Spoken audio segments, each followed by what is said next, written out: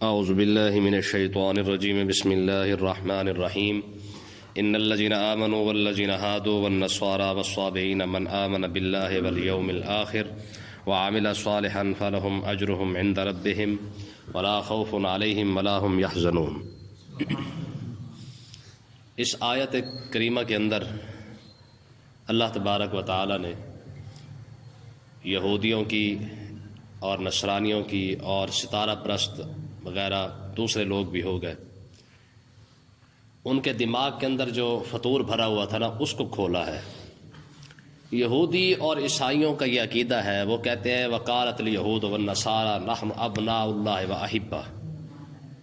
یہودی اور عیسائی یہ کہتے ہیں کہ ہم اللہ کے بیٹے ہیں اور اسی کے پیارے ہیں، فلہذا ہمیں نہ تو کچھ ہو سکتا ہے، نہ ہمیں جہنم کے اندر جانا پڑے گا، نہ دنیا کے اندر ہمارے لیے کوئی پریشانی ہے۔ اگر ہم جہنم کے اندر گئے بھی صحیح تو 30-40 دن سے زیادہ نہیں جائیں گے، کیونکہ ہم صاحبزادے ہیں، صاحبزادے ہیں نا جی، ہم اللہ کے بیٹے ہیں۔ تو یہ بات جو ان کے دماغ کے اندر جو فطور بھرا ہوا تھا صاحبزادگی کا، اس کو یہاں اس آیت کے اندر نکالا گیا ہے کہ کوئی بھی شخص جتنا مرضی بڑا صاحبزادہ اپنے آپ کو کہلوا لے، جب تک اس کے اندر شریعت اور ایمان کی حلاوت اس کے اندر نہ پائی جائے، ایمان پر کامل یقین نہ ہو، جتنا مرضی صاحبزادہ بن جائے، اس کو اللہ تبارک و تعالیٰ کی بارگاہ میں کوئی قرب نہیں ملے گا۔ اب دیکھیں جی اس کے ترجمے کو، فرمایا ان الذین آمنوا والذین ہادوا والنصارى والصابئین من آمن باللہ والیوم الآخر۔ فرمایا بے شک وہ لوگ جو ایمان لائے، والذین ہادوا والنصارى، اور وہ لوگ جو یہودیوں میں سے، نصارہ میں سے اور ستارہ پرستوں میں سے، من آمن جو بھی ایمان لائے، باللہ اللہ پر، والیوم الآخر اور قیامت کے دن پر، وعمل صالحا اور اچھے عمل کرے، فلہم اجرہم عند ربہم، ان کا انعام ان کے رب کے پاس ہے، ولا خوف علیہم ولا هم یحزنون، اور نہ ہی انہیں کچھ خوف ہوگا، نہ کوئی غم ہوگا، نہ وہ غمگین ہوں گے۔ تو اس آیت کریمہ کے اندر اللہ تبارک و تعالی نے مسلمانوں کی، یہودی، عیسائیوں کی اور ستارہ پرست جتنے بھی مذاہب ہیں، بحیثیت مسلمان بھی سارے شامل ہیں اس کے اندر، تو اللہ تبارک و تعالی نے اس میں دو چیزیں بیان فرمائی ہیں۔ فرمایا کہ ایک تو یہودی ہوں، عیسائی ہوں، مسلمان تو ہے ہی ایمان والا، فرمایا یہودی اور عیسائی جتنا مرضی اپنے آپ کو صاحبزادہ بنا لے، جب تک یہ اللہ پر اور قیامت پر اور اللہ کے رسولوں پر، اللہ کی کتابوں پر جب تک ایمان نہیں لائیں گے، اس وقت تک نہ جنت جا سکتے ہیں، نہ رب کا قرب مل سکتا ہے، ان کا ٹھکانہ ہمیشہ کے لیے جہنم بنا دیا جائے گا۔ تو جہنم سے بچنے کے لیے، ہمیشگی سے بچنے کے لیے صرف ایک ہی حل ہے، چاہے کوئی یہودی ہے، عیسائی ہے، جو بھی مرضی مذہب سے تعلق رکھتا ہے، وہ پہلے اللہ اور اللہ کے رسولوں پر ایمان لائے، اللہ کی کتابوں پر ایمان لائے، قیامت تک کے لیے جتنے احکامات شریعت ہیں سب پر ایمان لائے، پھر اللہ تبارک و تعالیٰ سے جنت کی امید رکھے جب رب جنت عطا فرمائے گا۔ ٹھیک ہے، تو اس کا مطلب یہ ہے کہ جو بندہ، اب ایک مسئلہ تو ایمان کا آ گیا، آگے اللہ تبارک و تعالیٰ نے فرمایا وَعَمِلَ صَالِحًا، صرف ایمان لا کر بیٹھ نہ جائے، وَعَمِلَ صَالِحًا، ساتھ اچھے عمل بھی کرے، ہیں جی۔ اس کا مطلب یہ ہے کہ جو مرضی اپنے آپ کو جتنا مرضی بڑا صاحبزادہ بنا پھرے، ٹھیک ہے نا جی، یہ پیروں کے اندر جو ہوتے ہیں نا صاحبزادے، ان کے دماغ کا بڑا گند بھرا ہوتا ہے، وہ کہتے ہیں جی ہم تو کیونکہ پیران طریقت ہے، شروع سے بنے آ رہے ہیں، ابا پیر، دادا پیر، پردادا پیر، سارے پیر ہی پیر ہیں، تو فلہذا ہم جو مرضی کریں ہمارے اوپر شریعت لاگو نہیں ہوتی ہے، نہیں کرتے۔ ٹھیک ہے، اسی طرح کئی دماغ کے اندر گند بھرا ہوتا ہے، کہتے ہیں جی ہم کیونکہ آپ سید ہے یا امتی ہے، بھائی سید اور ہوتا ہے، امتی اور ہوتا ہے، یاد رکھے سید بھی امتی ہوتا ہے، سمجھ آئی کہ نہیں آئی ہے؟ سب سے بڑے سید زادی جو ہے وہ سیدہ کائنات سیدہ فاطمہ الزہرا سلام اللہ علیہا ہے، حضور کی شہزادیاں، چاروں شہزادہ سید زادی ہیں، لیکن حضور کی امتی ہیں۔ امام حسین کا جتنا مرضی بڑا مقام ہے لیکن پھر بھی امتی ہے، مولا علی کا جتنا بڑا مقام ہو، جتنا مرضی بڑا مقام ہو، شہنشاہ ولایت بھی ہو، تو ان کو بھی جو مقام ملا ہے وہ لا الہ الا اللہ محمد رسول اللہ کے نتیجے میں جا کے ملا ہے۔ سمجھ آئی کہ نہیں آئی ہے؟ جب اتنے بڑے صاحبزادے شریعت سے باہر نہیں آئے تو پھر کوئی بھی صاحبزادہ شریعت سے باہر نہیں ہے. تو سید جتنا مرضی بڑا ہو، اگر آپ کے سامنے کوئی یہ بات کرے کہ آپ امتی ہیں یا سید ہیں، تو آپ کہیں جناب حضور بھی امتی ہیں. ہاں ایویں نا اپنے آپ کو ویلا فارغ لگا. پھر وہ کہتے ہیں کئی لوگوں کا دماغ صرف اسی وجہ سے خراب ہوا ہے کہ نہیں ہم تو سید ہیں. بھائی سید ہے تو کیا ہوا ہے؟ سید ہے تو پھر تیرا حق بنتا ہے کہ تو اپنے نانے کی شریعت پہ زیادہ عمل کر، تیرا حق زیادہ بنتا ہے کہ نہیں؟ سید کا مطلب یہ تھوڑی ہوتا کہ مطلب ساری زندگی جماعت نماز ہی نہ پڑھے جماعت کے ساتھ. میرے نبی سے بڑا سید کون ہے؟ حضور نے اپنے امت کے پیچھے نماز پڑھی ہے کہ نہیں پڑھی ہے؟ صدیق اکبر کے پیچھے حضور نے نمازیں پڑھی ہے، عبدالرحمن ابن عوف کے پیچھے نماز پڑھی ہے. تو کون سا سید ہے کہ تو جناب والا شریعت سے باہر ہو گیا؟ جب میرے نبی سیدوں کے ساتھ، ساری کائنات کا سید تو میرا نبی ہے نا. سید کا معنی کیا ہوتا ہے؟ سردار. تو ساری کائنات کا سب سے بڑا سید تو حضور کی ذات ہے. جب شریعت میرے نبی پر لاگو ہو رہی ہے، اتنے بڑے سید پر لاگو ہو رہی ہے، تو چھوٹے سید تو پھر چھوٹے سید ہے جی.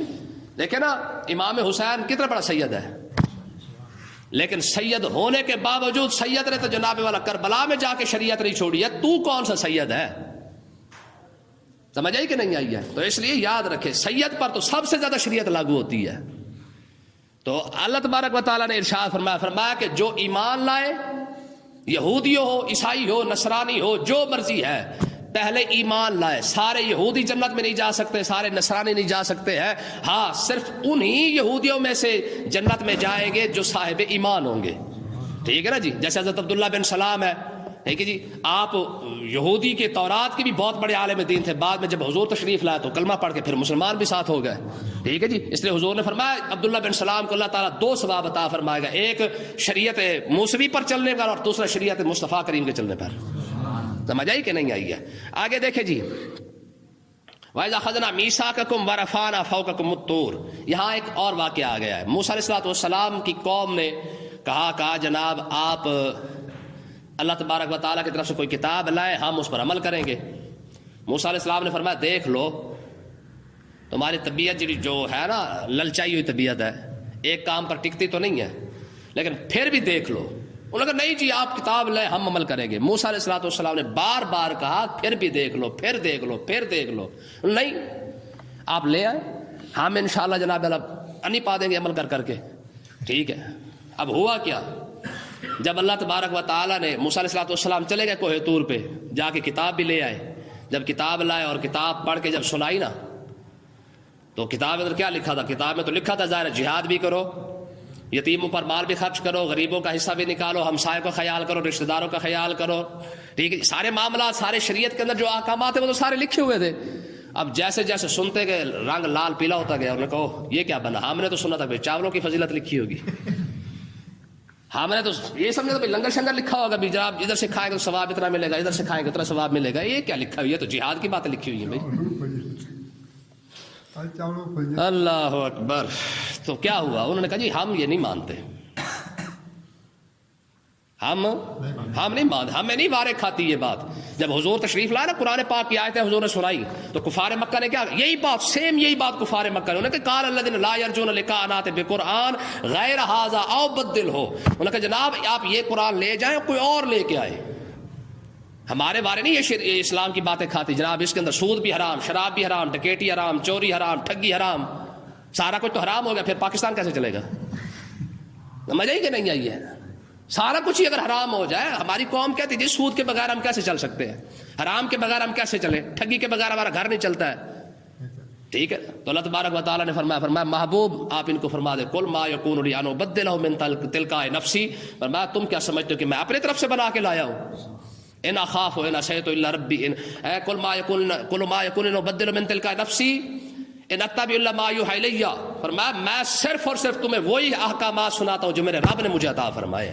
ہاں میں اپنی طرف سے نہیں سناتا، جو میرے رب نے مجھے حکم دیا میں تمہیں صرف وہی ان اتبع الا ما یوحی الی.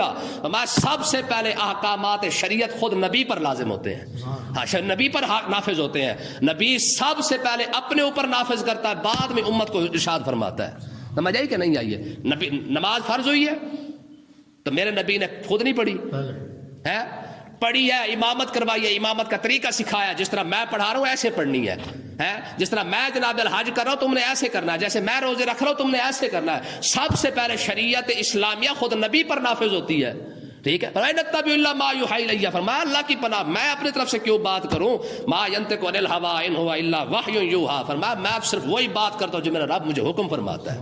ہاں تو اللہ تبارک موسیٰ علیہ السلام نے فرمایا بھائی تورات آ گئی، اس کو قابو کرو۔ اب تو خذوا ما آتیناکم بقوۃ، ہوا کیا، ورفعنا فوقکم الطور، انہوں نے کہا جی ہم نے تورات پر عمل نہیں ہو سکتا، تو اللہ تبارک و تعالیٰ نے جناب جبریل کو حکم فرمایا، فرمایا طور اٹھا کے ان کے سر پہ رکھ دے،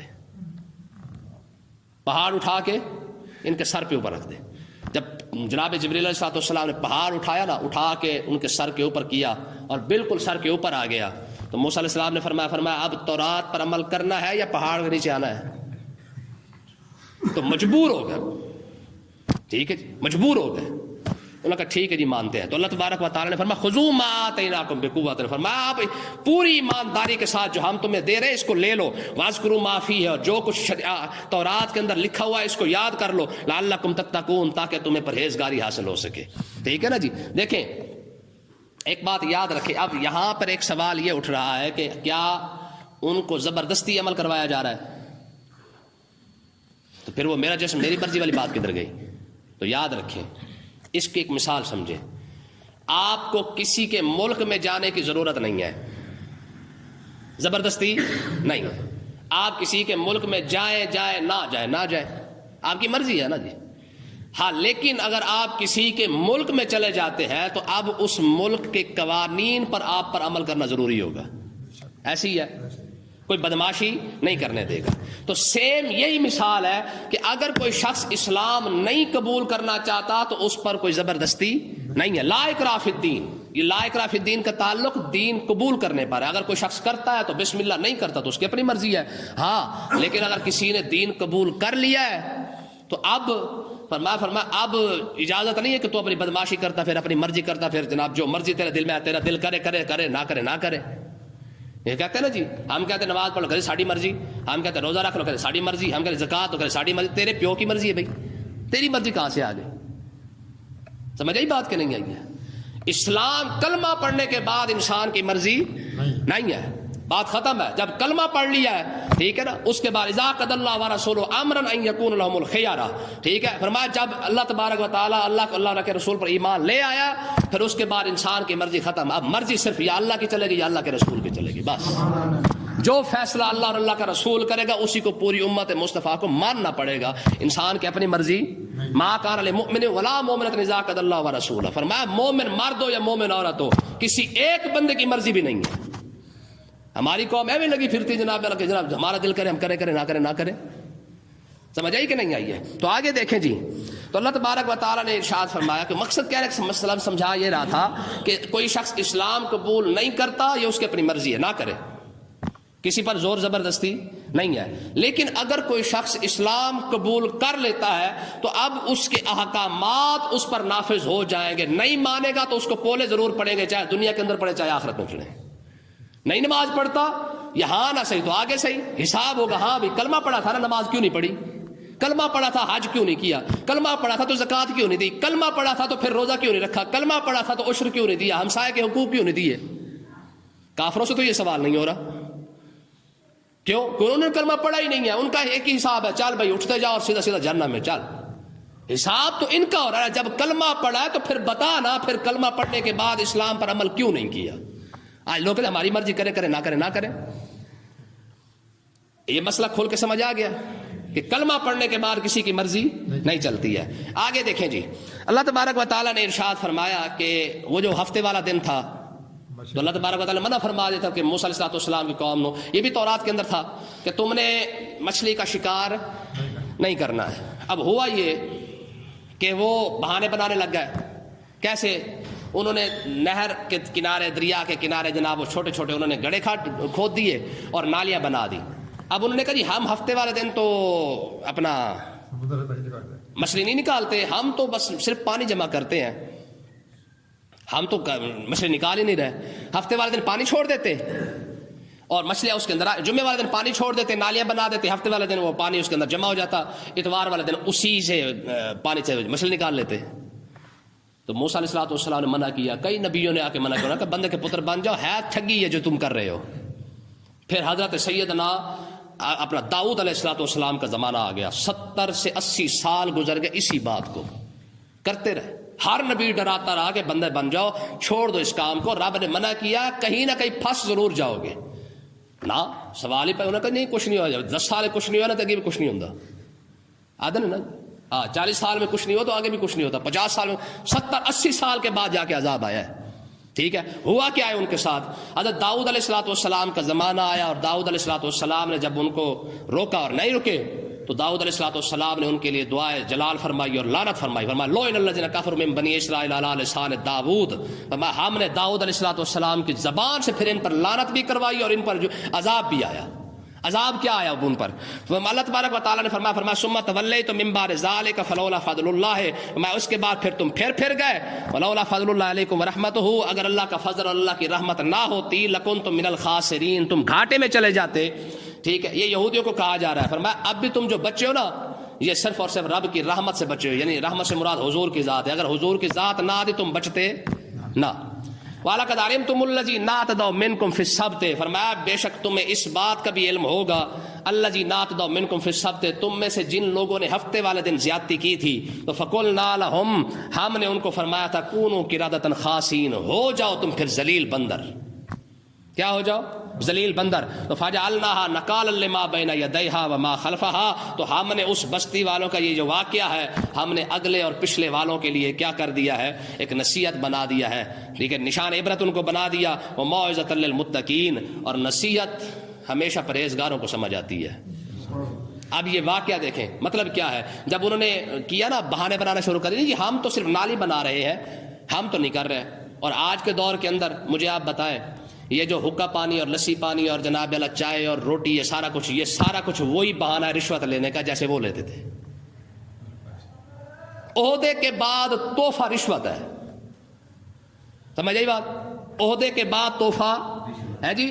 یہ جو آتے نا ٹرانسفارمر ٹھیک کرنے والے نادرا حضرات اور ہمارے بجلی والے اور ہمارے دوسرے، اور یہ جناب آج اس کے ہر روٹی کھانی، آج اس کے پاس چائے پینی، آج اس کے پاس لسی پانی چائے پانی، کچھ ہم جا کے دے آتے ہیں اور کچھ وہ آ کے کھا جاتے ہیں۔ یاد رکھیں کہ یہ جتنا بھی ہے یہ سارا کا سارا رشوت ہے۔ کہتے جی ہم تو صرف مٹھائی دینے گئے تھے صاحب جی کو، یہ صاحب جی کو جو مٹھائی دی ہے یہ رشوت دی ہے، ٹھیک ہے۔ اب انہوں نے بہانہ بنا، انہوں نے کہا جی ہم مچھلی لے ہی نہیں رہے، اب یہ کہتے جی ہم رشوت نہیں لیتے، ہم تو جناب ویسے چائے پی تھی بس۔ تو تجھے چائے کیوں پلائی؟ یہ کسی ملنگ کو، کسی غریب کو، کسی فقیر کو چائے کیوں نہیں پلائی؟ تو اللہ تبارک و تعالیٰ نے یہ جو واقعہ بیان کیے جا رہے ہیں نا سارے، تو اس کا ویلے بیان نہیں کیے جا رہے، اس کا مطلب یہ ہے کہ ان کے اندر جو عادتیں تھیں، جو باتیں ان کے اندر تھی، تم یہ کام نہ کرو۔ وہ بہانے بنا بنا کر رب کی نافرمانی کرتے تھے، تم بھی بہانے بنا بنا کر نافرمانی کر رہے ہو، ٹھیک ہے۔ سود حرام ہے، تم نے جناب والا سود کو بیمہ پالیسی کا نام دے دیا ہے۔ سود حرام ہے، تم نے جناب والا گروی والا کام ان کو رکھ دیا ہے۔ رشوت حرام ہے، تم نے اس کو چائے پانی کا نام دے دیا ہے۔ بہانہ تو بنا لیا، جیسے وہ بہانے بنا رہے تھے ویسے تم بہانے بنا رہے ہو۔ تو اللہ تبارک و تعالیٰ نے فرمایا یاد رکھو فَجَعَلْنَا نَكَالًا لِمَا بَيْنَ يَدَيْهَا وَمَا خَلْفَهَا، جیسے ہم نے ان کو عبرت کا نشان بنایا ہے نا انہی کاموں کی وجہ سے، تو وہ بھی نبی زادے اپنے آپ کو کہلواتے تھے، کہتے جی ہم تو نبیوں کی اولاد ہے۔ فرمایا جب وہ ان کے ساتھ یہ حشر ہو سکتا ہے تو تمہارے ساتھ بھی ہو سکتا ہے، ٹھیک ہے نا جی، ہاں تمہارے ساتھ بھی ہو سکتا ہے۔ تو فلہٰذا قرآن صرف خالی پڑھنے کے لیے نہیں ہے۔ اب سمجھ آ رہا ہے کہ نہیں آ رہا؟ قرآن خالی پڑھنے کے لیے، دیکھیں نا کوئی بندہ بادشاہ اگر کسی اپنے وزیر کو کہے یہ میرا خط لے جا کسی وزیر کے پاس، فلاں وزیر کو دیا، اور وزیر کو لکھ دے بھی فلاں جگہ پہ میرا گھر بنا دو، میں جناب 6 مہینے کے بعد چکر لگاؤں گا، اس کے اندر آ کے رہنا ہے، اور آگے وہ جو وزیر ہو وہ جناب خط کو روز پڑھتا رہے، محل نہ بنائے، کیا کرے گا؟ لتر کھائے گا کہ نہیں کھائے گا؟ تو یہی مثال ہے کہ رب کا خط آئے، پیغام آئے، اور بندہ صرف اس کی تلاوت ہی خالی کرتا رہے، اس پر عمل ہی نہ کرے، اس کو کبھی سوچے ہی نہ کہ اس کے اندر لکھا ہوا کیا ہے جی، انی باری پڑھو تو اتنا ثواب، انی باری پڑھو تو اتنا ثواب، صرف اسی بات پہ لگا ہوا ہے۔ اور بھائی اس کو سمجھ کو تو دیکھنا آخر رب نے جو کلام نازل کیا بغیر اسی وجہ کے صرف تلاوت کرنے کے لیے نازل کر دیا ہے، قرآن خالی تلاوت کے لیے نہیں ہے، ٹھیک ہے نا جی. ہم نے جتنے آپ پوچھ رہے کسی سے ہاں بھائی سنا کتنی برکت، سب سے پہلے بندہ پوچھتا ہے جی فلانی سورت پڑھو تو کتنا ثواب ملے گا، فلانی سورت پڑھو تو کتنا ثواب. اللہ کے بندے ثواب بھی اپنی جگہ پہ ٹھیک ہے، لیکن قرآن ثواب کے لیے نہیں نازل ہوا تھا، قرآن تو سمجھنے کے لیے نازل ہوا ہے کہ اس کو رب نے نازل کیا کس وقت، کس لیے ہے. ٹھیک ہے نا جی. قرآن صرف خالی تلاوت کرنے کے لیے نہیں، ہماری قوم صرف تلاوت کے لیے رکھا ہوا ہے جی. اتنی آیتیں پڑھے اتنا ثواب ملتا ہے، اتنی آیتیں پڑھے اتنا ثواب ملتا ہے. ٹھیک ہے، یہ ثواب کے لیے نہیں ہے، یہ سمجھنے کے لیے ہے. پوری دنیا میں ایسے چل رہا ہے. ہم نے تو نہیں چلانا نا جی، ہم تو سمجھا رہے ہیں کہ بھائی اس صرف چلا کے نہ کریں، اس کو جو ہے وہ ثواب کے لیے کریں.